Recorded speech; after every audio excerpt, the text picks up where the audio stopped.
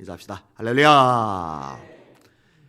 한국 교회 중고등부 그다음에 교회학교가 미전도 종족 수준이라고 그럽니다. 미전도 종족 수준 심각하죠.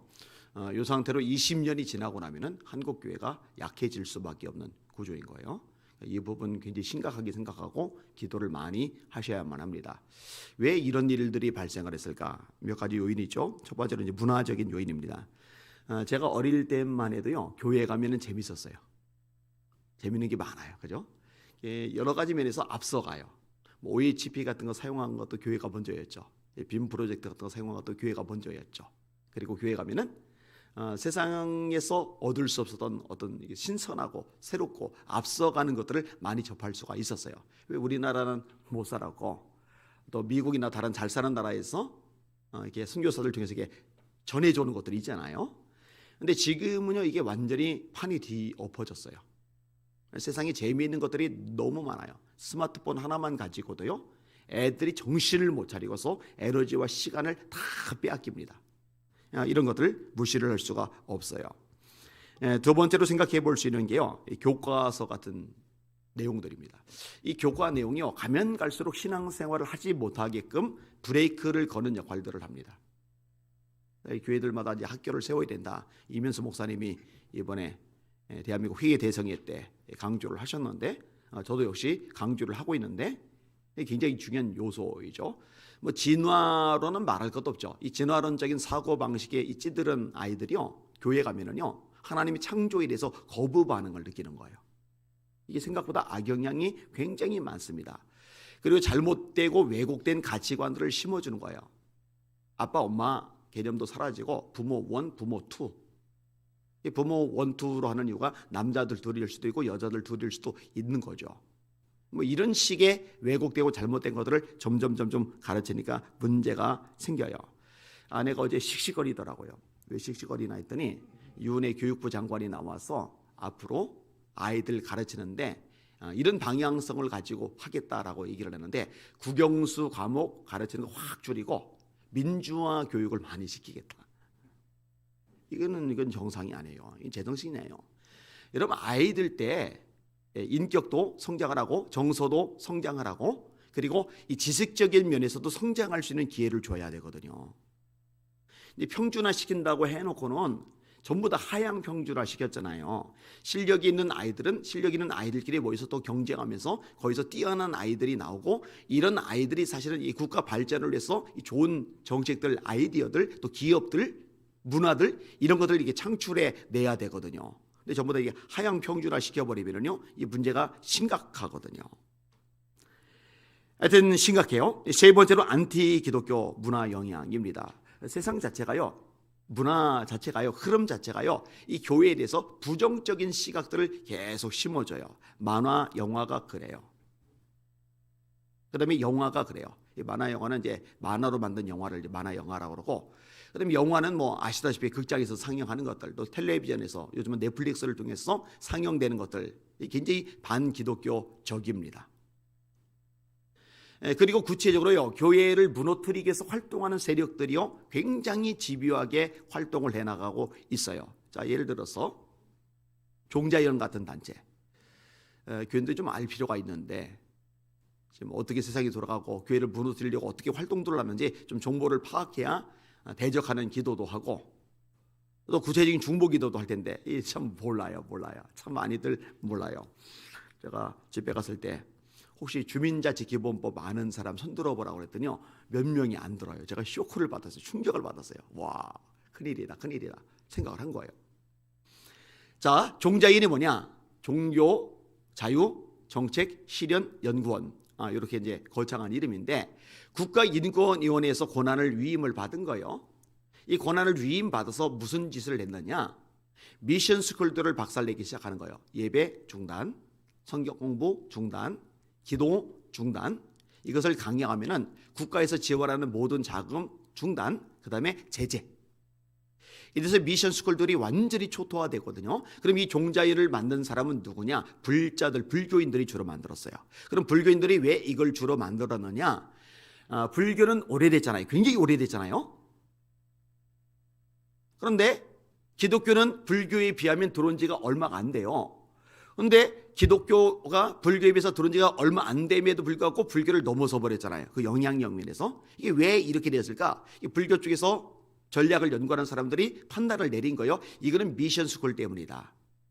이 미션 스쿨에서 어릴 때부터 기독교적인 마인드를 가진 젊은이들 키워나가니까 이 기독교가 힘을 발휘하는 거다.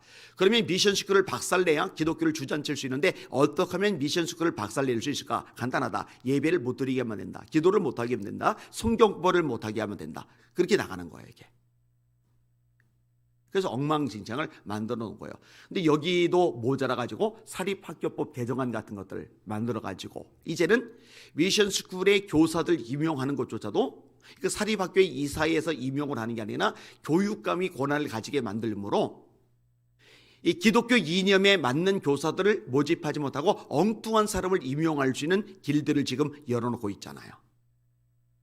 참 첩첩산중이다라고 생각이 되어집니다. 자, 그 다음에 네 번째 요인이요. 교회에서 잘못한 부분들이 있어요. 명확하게 잘못한 부분들이 있어요. 어떤 거냐? 장년들은요, 이 교회에 도움이 돼요. 그죠? 근데 아이들은요, 장기적으로 보면 진짜 도움이 되는 거고, 정말 하나님 나라 입장에서 보면 가치가 있는 것임에도 불구하고, 당장은 도움이 되기보다는 지출을 많이 해야 돼요. 투자를 많이 해야 돼요. 이러면 아이들은요, 헌금이 나오는 그런 대상이 아니라 헌금을 써야 되는 대상이에요. 근데 사실 성경의 원리대로면 한 영혼이 천하보다 귀한 거고, 특별히 대한민국과 한국 교계의 일꾼들을 키워내는 면에서 너무너무 중요한 일이고 막 쏟아붓고 관심 갖고 기도해 줬어야 되는데 그동안의 한국 교회는 어른들 중심의 구조를 가지고 있었어요. 이거는 명확하게 잘못한 겁니다. 전략 부재예요. 지혜 부재예요. 말씀대로 하지 않은 겁니다. 회개해야 됩니다.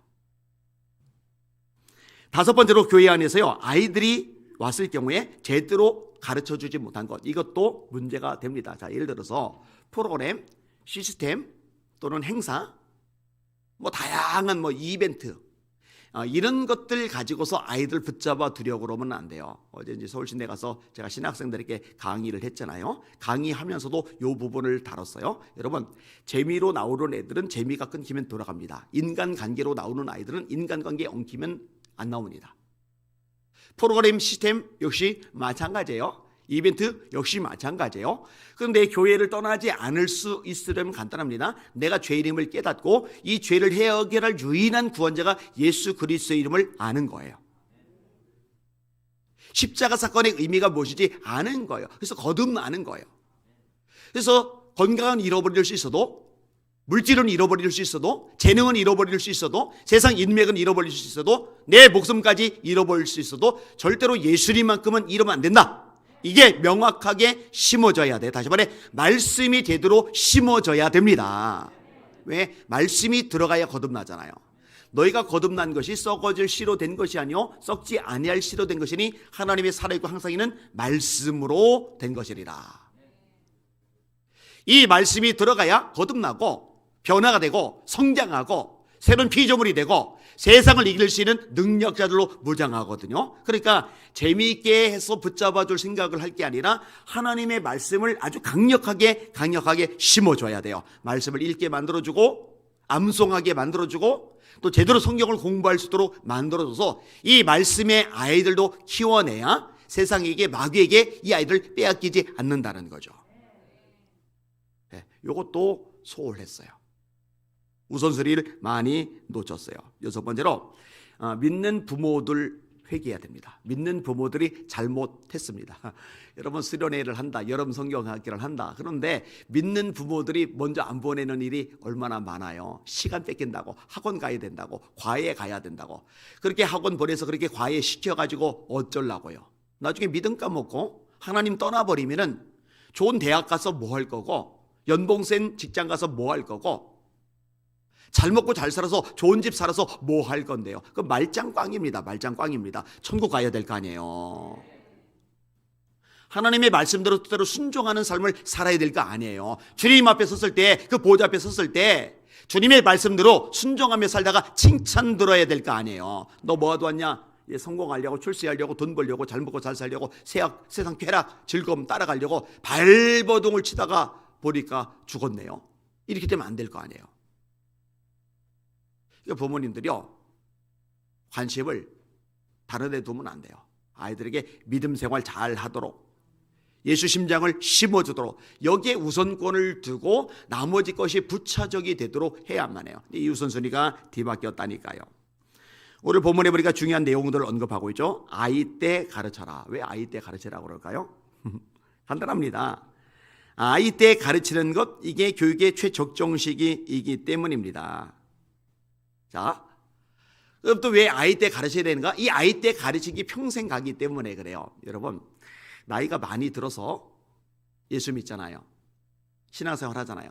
뭐 같이 있어요. 굉장히 중요해요. 그런데요, 이 내 생각에는 이거 고치기는 게 참 쉽지가 않아요. 그동안 살아온 경험이, 그동안 배웠던 교육이, 그동안 만났던 사람이, 그동안 지났던 흔적이 얼마나 영향력을 강력하게 미치는지 몰라요. 고집이 세요. 하여튼 고집이 안 센 어른들을 본 적이 없어요. 저마다 가지고 있는 거. 근데 아이 때는요, 이런 고집들이 형성되기 전에 이런 경험들이, 그다음에 사고방식들이, 가치관이, 인생관이, 세계관이, 역사관이 새겨지기 전에 먼저 하나님의 말씀에 입각한 가치관, 역사관, 세계관, 물질관을 심어줄 수 있는 절호의 기회이거든요. 그러니까 아이 때 가르쳐야 됩니다. 그래야 돼요.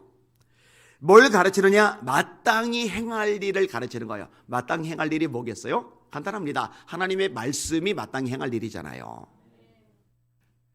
뭐 사실 이 부분은 어른들도 마찬가지입니다. 제가 종종 얘기하잖아요. 충격을 많이 받는다고요. 장로님들 성경 몰라요. 권사님들 성경 몰라요. 와, 진짜 쇼크 받았다니까요. 어제 신학교 가가지고 제가 뭐 강의했을 것 같아요? 복잡한 거, 뭐 새로운 거, 신선한 거, 획기적인 거 강의할 마음 없어요. 건물을 짓는데요, 이 건물이 무너지지 않으려면 기초가 튼튼해야 됩니다. 자, 높이 졌어요. 크게 졌어요. 인테리어도 삐까번쩍하게 최고급으로 했어요. 근데 기초가 부실하면 다 무너져요. 다 무너지면 큰 건물이 무슨 소용이 있고, 인테리어 고급스럽게 한 게 무슨 의미가 있어요? 기초가 튼튼해야 안 무너지고, 안 무너져야 건물이 큰 것도 인테리어 고급스러운 것도 비로소 가치를 지니는 거잖아요. 그 기초가 뭐예요? 하나님의 말씀이 심겨지는 거잖아요. 그런데 몰라요. 그래서 복음부터 설명해서, 복음.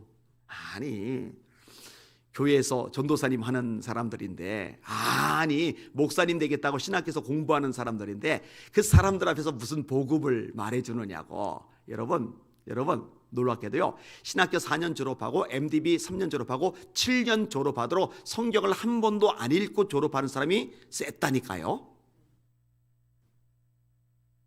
여러분, 성경도 한 번 안 읽은 사람이 교회 가서 뭔 수로 성경을 알았어요. 자기 머리도 비었는데, 자기 마음도 비었는데, 이 비극인 거예요. 그래서 어제 아주 세게 그 얘기했어요. 여러분들이 말씀을 읽어야 되고, 공부해야 되고, 암송해야 되고, 복음이 뭔지를 알아야 되고, 복음을 심어줄 수 있어야 되고.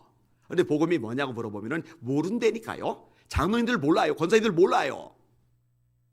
이러면 안 되는 거예요. 하나님의 말씀을 가르쳐 주어야 됩니다. 자, 이런 일들을 누가 해야 되겠어요? 일단 부모들이 그 일을 해야 되는 거예요. 말씀 심어주는 거. 부모님들의 최우선시 관심사가 아이들에게 말씀을 심어주는 거, 여기에 두어야 돼요. 그 다음에 누가 해야 되겠어요? 교회가 해야 돼요.